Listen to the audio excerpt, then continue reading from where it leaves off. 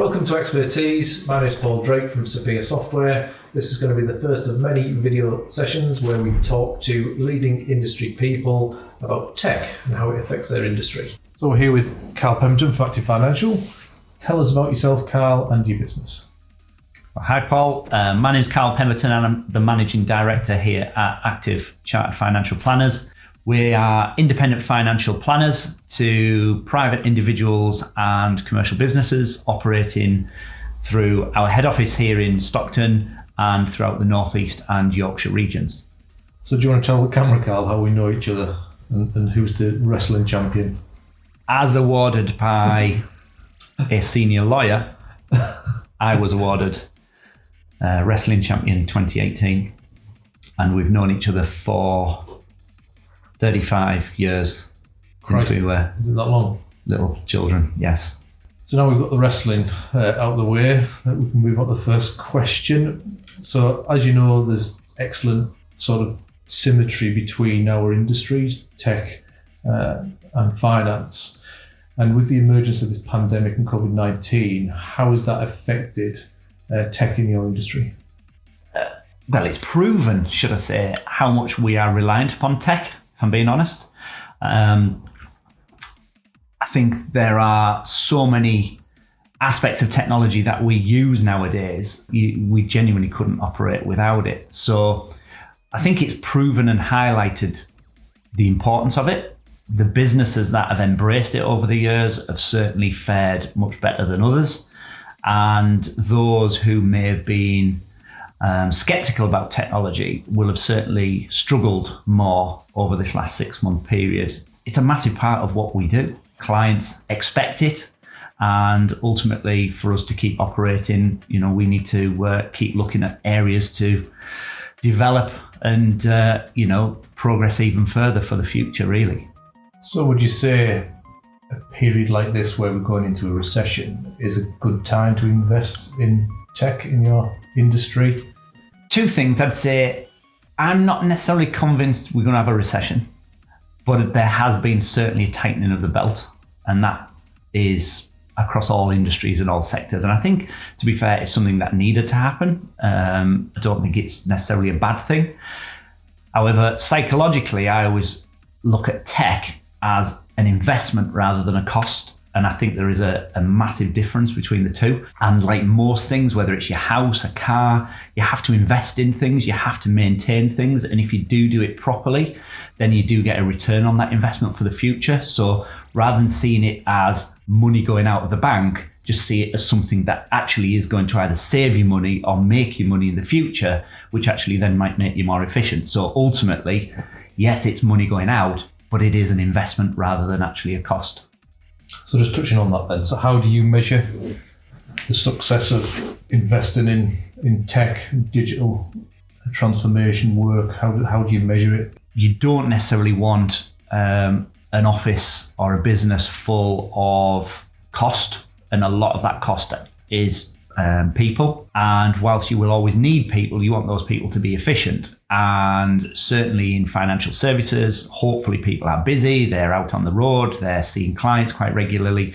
They need to be able to see clients, access information, and actually be able to process it in a timely and effective manner. So the more information you can put at somebody's fingertips, the more accurate KPIs you can generate as a business, then ultimately you are going to either save time, save money, and ultimately give a better experience and a better service to your clients.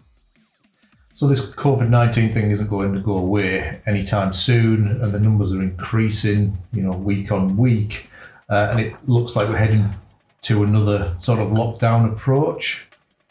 How are you suited at Active to sort of work through that? As you know, I always like to try and be at the forefront of any change or development, and we've done that for 10, 20 years now. Whilst the reason we made some of that investment wasn't necessarily to plan for a pandemic, because no one knew it was going to exist, it has actually helped us massively in this situation. If we hadn't have done it, we would have struggled far more than we have now. Don't get me wrong, it's not easy switching from an office environment to working from home. However, our biggest challenges haven't actually come through operational factors for our business or tech factors like yourselves. They've actually come through having children at home, settling into new routines, and Wi-Fi. So the challenges of working from home, I don't really know how we could have avoided them any better, apart from giving people that flexibility to work when they can, how they can, as best they can to fit their circumstances. So moving forward then, what does the future hold for Active in terms of tech? Because there's lots of emerging technologies. I mentioned 5G earlier. That's definitely going to have an impact on us as a society, but definitely as a business community. Where do you see tech going in your industry? I think we need to put more information in front of clients, or certainly at a client's fingertips. I think that is vital. One thing we've always been good at is having a great relationship with our clients and seeing them regularly. Naturally, we've not been able to do that as much recently. And again, a couple of years ago when GDPR came out, you couldn't just revert to sending it via email, which you probably would have done a few years ago. So I think being able to get documentation and information to a client more easily and more readily available will be a godsend. Certainly the likes of Zoom has been a godsend as well. And whilst I don't think it will ever take over our usual face-to-face, it's certainly there as a proven and worthwhile alternative now if clients ever need it, or certainly you've got clients at the other side of the country, for example. It's going to be much easier than jumping in a car for 2 hours. You know, having people spread around 20, 30 different homes does prove its challenge because our industry is, dare I say, it's sometimes quite archaic in terms of its paperwork. You know, it has to evolve, and if we can help force that evolution, then, you know, we'll be happily part of that. So you're leading on to this question that your industry is quite heavily involved in tech, and it's more advanced than many industries out there, like construction, law. And I'm wondering why that is. Is it because they're scared of embracing technology? They're frightened of how complex it is? Tell us how hard it is to write software, to embrace software. As a business, is it scary? Should it be scary? Should it be seen as something that's really easy to embrace? Well, I think the thing that drove the development for us, and you may remember going back many years ago, is we're in such a heavily regulated industry. 99% of what we do, we have to cover our backs. So that technology was there to almost make a data bank and evidence what we've actually done for people. So I think originally, going back 10, 20 years ago, it was more regulatory driven. And then because ultimately we are looking after people's money, the banks were quite pioneering in terms of online banking, in terms of apps for banking and moving money around. So it became the norm for people to view and manage money using technology. There is a fear of change, and if you are older or you've done something in a certain way for longer, it's certainly harder to evolve and change. My personal view is I'd rather change a little bit every year and gradually evolve rather than continually stick to doing what you've always done and then in 10 years' time realise you're so far adrift of everyone else, you've got to go through radical reform to catch up. So small steps actually is easier to embrace. It's easier to manage within your teams. It's easier to get people on board to do that. And I think ultimately, if you're looking to progress, you have to evolve. You can't just stand still. So do you feel there's a barrier for businesses engaging with tech? You know, do you think that there's a barrier to that? Businesses scared to approach tech companies because they feel that, you know, they don't communicate on the same level, and us as an industry work in that, and we appreciate that some people don't communicate on the same level. You know, how does that work from an industry point of view? I wouldn't necessarily say it's the fear, but there might be a disconnect between how business people think and how techies think. And there is a genuine difference, but it doesn't necessarily have to be a bad thing. I think sometimes you've got to be clear, or we have to be clear when approaching a tech company. What is the end result going to look like? Why are we doing this, and what do we want to get out of it? I think if we can articulate that, then you should always make that call and discuss it. Something that I hadn't really appreciated at the start was the techies on the other side, let's say, will come at it from a completely different angle to us. And I found that strange, because I wouldn't have looked at things in that way, but then that's why I'm not sat doing that job and I'm sat doing what I'm doing now. So I don't think it's a fear. There just needs to be an openness of being able to share those ideas, because as what happens 99% of the time with yourself is I'll ring you and say I've had an idea and you'll tell me whether it's possible or not. If I never picked up the phone to you, well, that would never happen and we would never progress. So, I think just having that open dialogue and having those ideas, you should always approach a tech firm to see whether it's possible or not, because ultimately I don't know. And I think my first question to you is always, I don't know if you can do this or not, but, and again, it goes the other way. What tech companies need to do, or what the people behind the keyboards who are building the technology and the software, is if they understand the business they're working for and actually understand the reason for putting together the bit of technology, I think it would help the technology companies get a better end result as well. So that having that middle person to understand it is vital. Because again, if you're just sat being the software developer and you don't understand the end use, then it's quite easy, I think, to lose track of the purpose as to what it was ultimately there to solve, or the problem that it was there to solve in the first place. Yeah, I agree with that sentiment 100%. How do you see the online platforms affecting your industry? For the size that you are, a big global company creating a platform where you can do all your investments, do all your mortgages. There's robotic advisors there that are low cost, or actually zero cost after the investment's been made. How's that going to affect you as a business? Are you going to be more niche, the sort of things that you can't get from something that's been created as an electronic system? How's that going to work? I actually think this comes more down to having faith and I suppose a robust business model. You have to know as a business what your purpose is, why do you exist, and what's your target market, who are you aiming to attract. And the app and online model is brilliant, because that is there to attract a certain type of client where they are very cost conscious and they're not bothered about savings, etc. Then brilliant, crack on. My view on that is it's very volume based. Our model is entirely built on service. It's built and aimed more towards those medium to higher net worth individuals, or those of aspiring wealth. And ultimately, you can't ask a computer, well, this is the trajectory I'm on. What would you do? What is right for me? And what's the best thing to get me to X in Y number of years' time? If we can deliver a service face to face, that is still cost effective, and it delivers potentially better returns or better levels of service to the clients, then we believe people will always pay for that. So this has nothing to do with your industry. It's more of a question around the government support, around furlough and grant applications when this pandemic hit. As your business may or may not have used these services, how do you feel it worked or didn't work, or could the government have done more?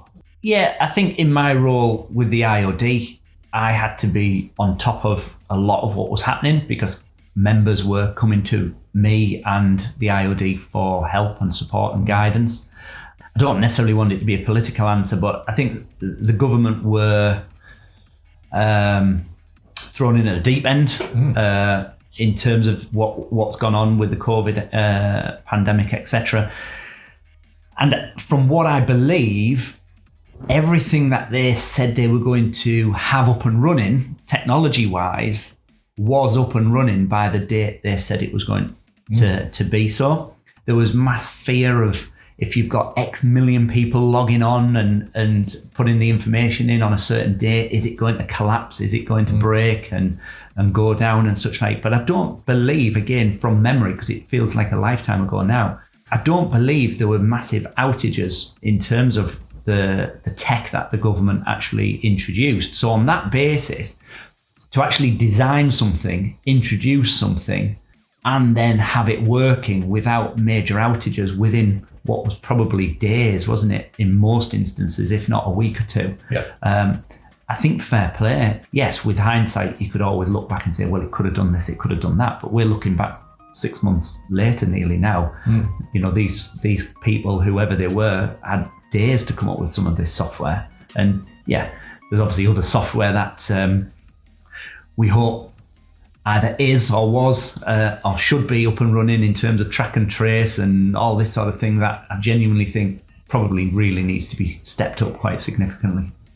So the term FinTech is thrown around quite a lot, but it tends to be London-centric or capital-centric, if you like.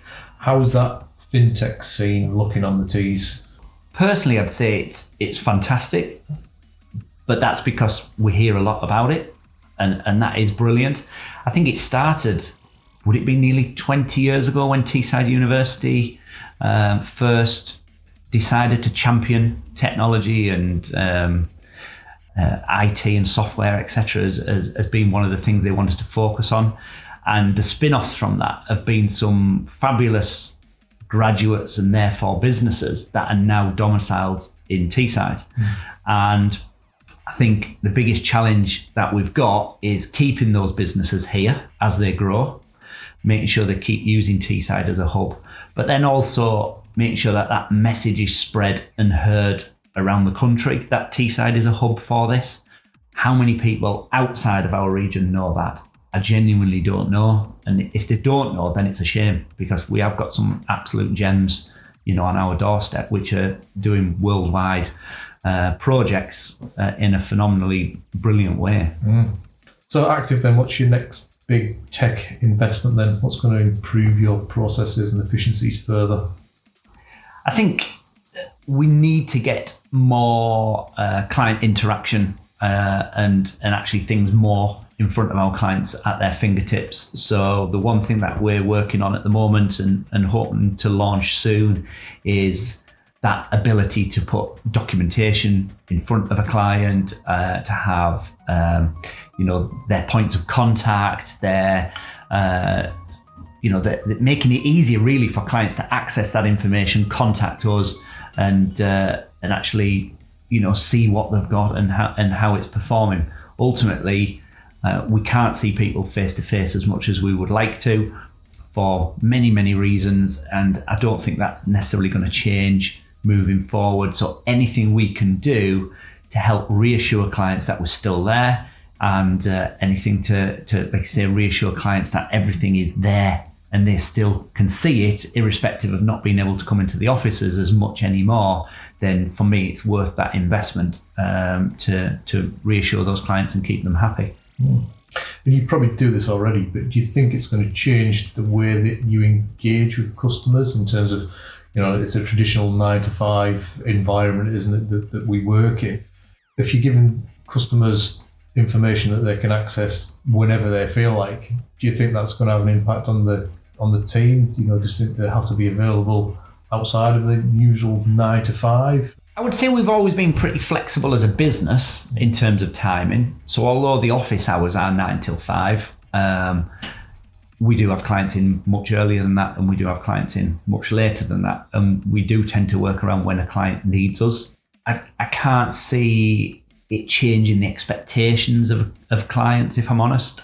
I think it goes on your target market. And I think because most of our clients are predominantly in that business environment, like ourselves, then, I think people tend to accept, to be looked after during normal business hours. So this is going to be a regular feature on our ExperTEES interviews. So what was the first digital gadget that you bought or given as a small boy? As a child, I think the first computer I got was a Spectrum ZX +2, was it? I'm not even sure that anything had a +2 after it, but I could be wrong.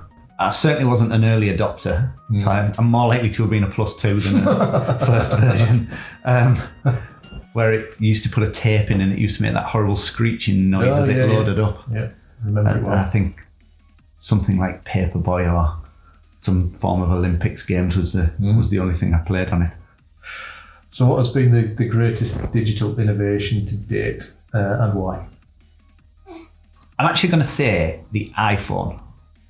And the reason I think the iPhone is because it was a complete disruptor in the market. It changed how we saw mobile phones. They went from being purely or predominantly a mobile device for making calls into more of a handheld PC. That revolutionized how we access data. It was obviously the pioneer in terms of handheld products, iPads, and you name it.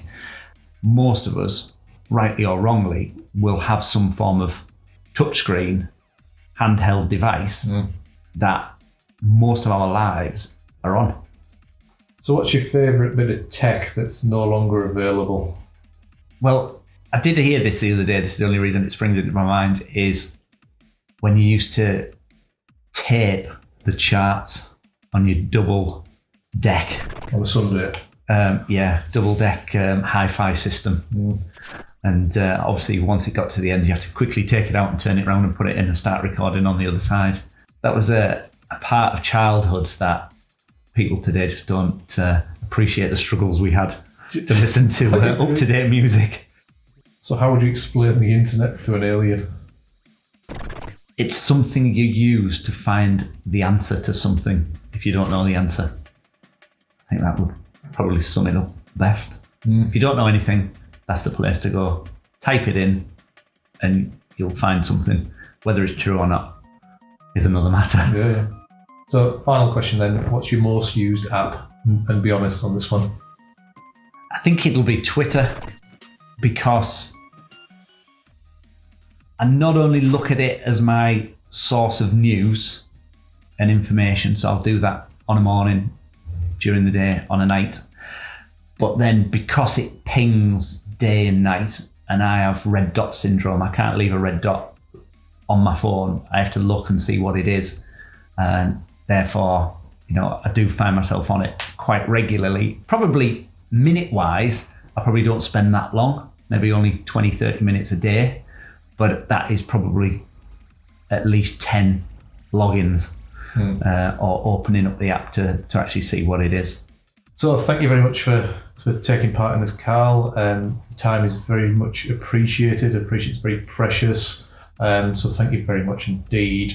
Have you got any final sort of thoughts on, or any questions, anything else you'd like to ask or add to this interview? No, maybe just a couple of photos later on, which will make the edit. I'm not going to look forward to those at all.